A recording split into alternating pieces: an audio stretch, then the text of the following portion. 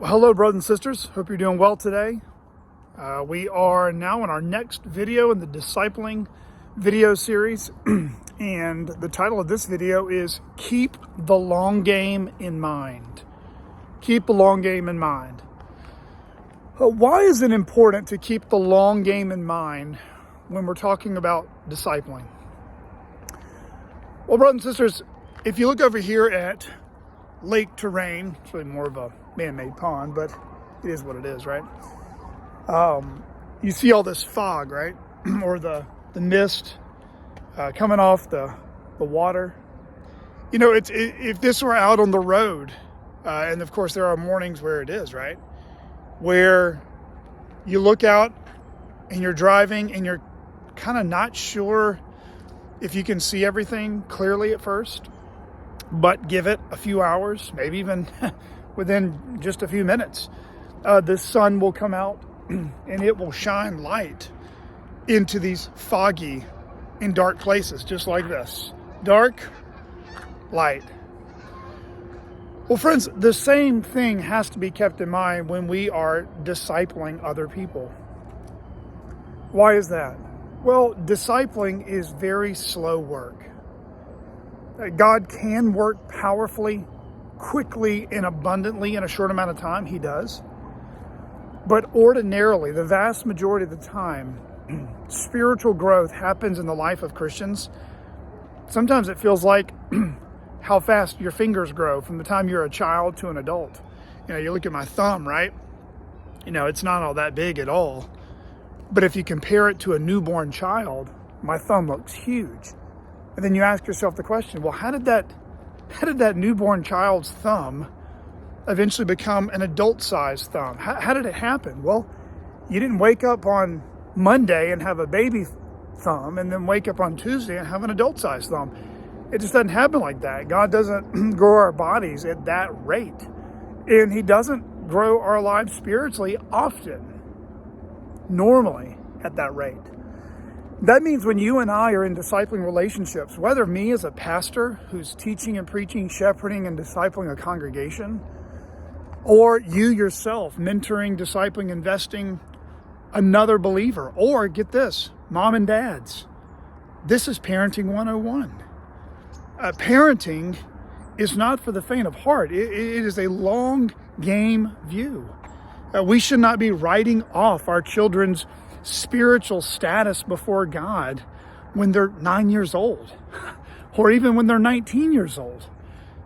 God is sovereign, and He's the everlasting God, the God who's always been before we ever even existed. He's the same God today. He'll be the same God tomorrow, and He'll be the same God full of goodness and mercy, truth and love and faithfulness, you know, billions of years from now. So what does that mean for us with keeping the long game in view here, or keeping the long game in mind?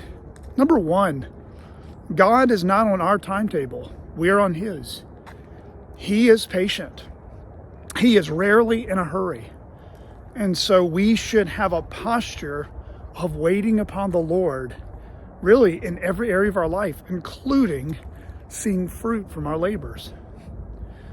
Number two, we should understand that all spiritual growth comes as a result not of our talents, skills, zeal, programs, classes, whatever. It's a result of God working in a person's heart through the various means of prayer, the word, example, providence, etc. And so if Paul says in 1 Corinthians 3, I planted, Apollos watered, but God gave the increase. Well, that means, friends, we too are planters and waterers. But it's only God who gives the increase. He gives the increase. He determines how fruitful it is and when it happens. And so with that being said, I guess my third principle for you would be this. We must pray for God to give us a long game view perspective when we're thinking about spiritual growth in our life and in other people's lives, which means you and I cannot become weary or discouraged, lose heart, give up, simply because we can't see the fruit. We can't see the reward. We can't see the end result. Our faith cannot be in our efforts, but in God's faithfulness is what it should be in. Another thing I would say, too, is how this gets played out in the local church. Brothers and sisters, there are going to be so many Christians you meet who come off strong, who are zealous, excited, passionate, dedicated, committed.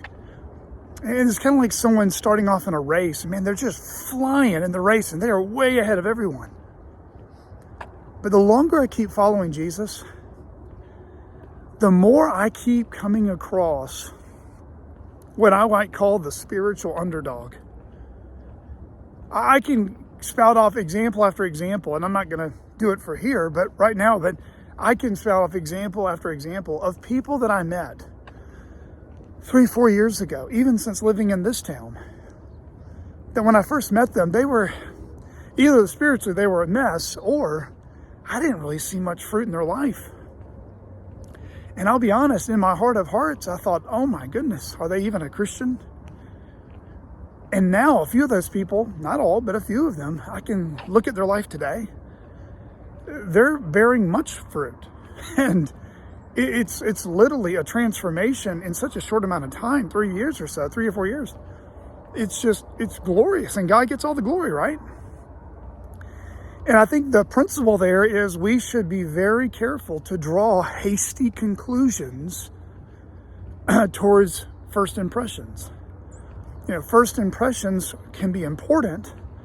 They can really influence us, but we shouldn't draw final conclusions about people through first impressions. And so, yeah, the longer I keep following Jesus, the more I keep seeing this pattern again and again, is sometimes be suspicious and leery of people who try too hard to impress you, or at least they appear to, or they seem to be, that's probably the best way I would put it. Be leery of people who are trying too hard to impress you, whether that's through their supposedly spiritual disciplines or their excitement about you and your ministry or your friendship. And I would just continue to have the posture of wait and see. Wait and see. Because when we have that posture, not that we become suspicious of everyone, but we don't draw conclusions too soon. Because when God's working, it's rarely on our timetable, if not ever, really. It's on His. We don't put our faith in our efforts, we put our faith in the faithfulness of the Lord. All spiritual growth is from the Lord, and He uses means and He uses us. But we plant and water. He determines the growth. And keep the long game in view here, because one of the things the Lord is always teaching us, friends, no matter how old we are, whether we're 16 or we're 76, the entirety of our Christian life really is a heart posture of waiting. We're waiting on the return of Christ. We're waiting on answers to prayer. We're waiting for God to bring justice and righteousness upon the earth against those who oppose His will and oppose His kingdom and harm and hurt His people. And we're also waiting on the Lord to bless the efforts of our discipling and our evangelism. And I just want to encourage you, if you think about Jesus' own parables, particularly Matthew 13 and Mark 4, and you look at them all together, you'll see the same posture about the kingdom, about the seed that was sown. Rarely do any of these parables emphasize speed, flashiness, numbers, instantaneous results. No, they're usually the opposite. They're waiting. Always be ready. Scatter the seed. and the kingdom will grow. Mustard seed starts out small. The leavening of flour starts out slow. And so you see these same images over and over again to teach us much about the kingdom and much about the Christian life. Friends, keep the long game in mind. Even when it doesn't seem like it's bearing much fruit in our life or on our timetable, know that some of the most abundant fruit that can be born in someone's life through your efforts and my efforts, it very often will happen when we least expect it. You watch this. And when it's no longer on our minds. In other words, you may move away, or that person may move away, or you've only known someone for a very brief time, and honestly, you can't even remember their name or their face.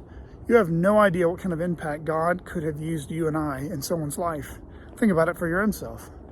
There's probably been people in your life that you didn't know on an extremely deep level, but maybe God used them from afar. And think about it like this, guys. The Lord may bear the most abundant fruit through our labors after we're dead and gone. I'm continuously blessed, even today, of saints who have died and gone on to be with Jesus, who I've never even physically met, but from their books and their articles and resources that I've read throughout my own pilgrimage. We're talking about people who've died not just 30 years ago, but 150 to 200 years ago, and longer than that. And think of the Apostle Paul, as we're reading 2 Timothy right now. That was 2,000 years ago. We're reading God's word today through his writings. And though he's dead, his faith still speaks. Well, friends, the same can be true for our lives. That's why a life of faithfulness is what God requires of us. The Lord will bear the fruit in his time and in his way. So, where are you at today? Whether it's parenting your children, whether they're still in the home, or maybe you have an adult child, don't write off their spiritual status as if you had the final conclusion. God's ways are not our ways. His thoughts are not our thoughts, and they are much greater, better, wiser, and more beautiful than our own. We're called to be faithful. The Lord will always be faithful. Do not grow weary in doing good. Continue to do good to all men, especially to the household of faith. For we will reap if we do not give up. Be steadfast and immovable, always abounding in the work of the Lord, knowing that in the Lord our labors are never in vain. Keep the long game in mind. God bless.